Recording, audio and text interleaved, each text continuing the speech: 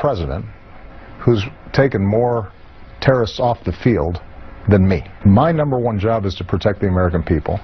My number one priority right now is defeating ISIL. It has been my view consistently that the job of the terrorists in their minds is to induce panic, induce fear, get societies to change who they are. And what I've tried to communicate is you can't change us. You can kill some of us, but we will hunt you down and we will get you. I tell you, I've never been more comforted in my life. Barack Obama, Dr. Obama, terrorism expert. Hey, you might kill some of us, but we're not going to be scared.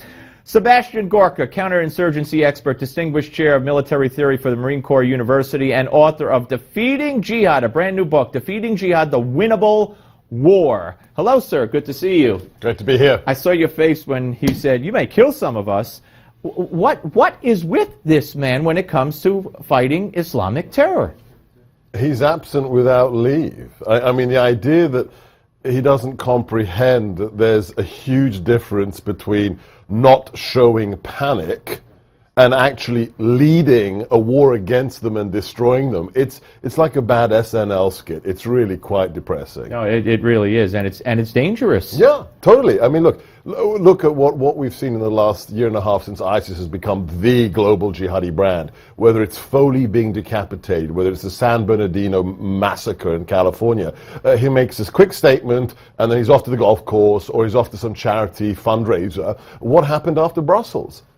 51 seconds he gave 51 seconds. And then he went to the ball game, did the wave, and then did the wave with a communist dictator, and then went off to Argentina to dance the tango. Yep. I mean, if you saw this in a Tom Clancy novel, you'd say, no, that's absurd. An American president dealing or reacting to terrorism in this way, you couldn't make it up. And perhaps worse, and correct me if I'm wrong, is his unwillingness to call the enemy, and to destroy the enemy of ISIS. There are other enemies, but to go after them and destroy them in almost one fell swoop or in a short amount of time. He says this is going to be a long battle, and nothing seems to be getting done. We kill a guy here, we kill a guy there, but in the long run, what's he doing wrong? It's worse than that. Your viewers should just Google any government document, any unclassified document on the threat. We don't even use the word enemy in our government documents, and we don't use the word victory. Worse than that, this administration 5 years ago banned the use of words like jihad when we're doing training of our military, training of our federal law enforcement. That would be, imagine if that was like in the Cold War, you're fighting the Soviet Union, and somebody says inside the government, look, don't call them communists, because you could offend a Russian somewhere. Just call them misguided Democrats. You know?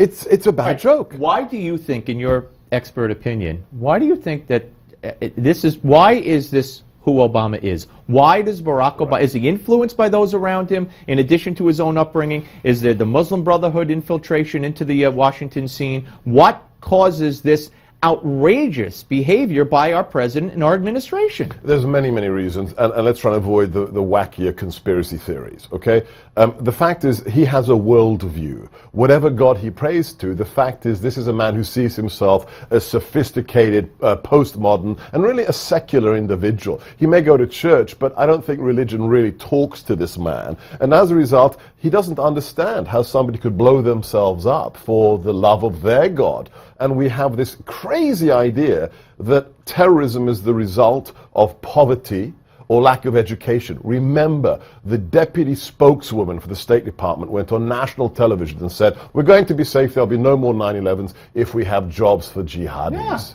Yeah. Excuse me? Absolutely. I mean, if poverty and lack of education led to terrorism, half of India and China would be terrorists. They're not. So what's it all about? Ideology. But this administration says you can't talk about that. All right. So I want to skip ahead to, you call it a winnable war. Yes.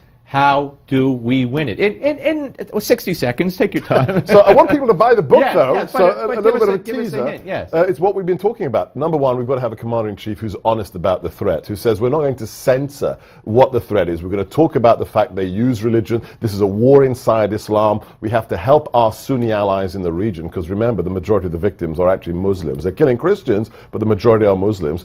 And we have to have a counter-ideological push, like we had during the Cold War. We have to delegitimize their ideology, because body bags, not the best metric of success. We have to stop people wanting to become jihadis. And very quickly, he let 2 bomb makers out of Gitmo, sent them to Senegal, whatever.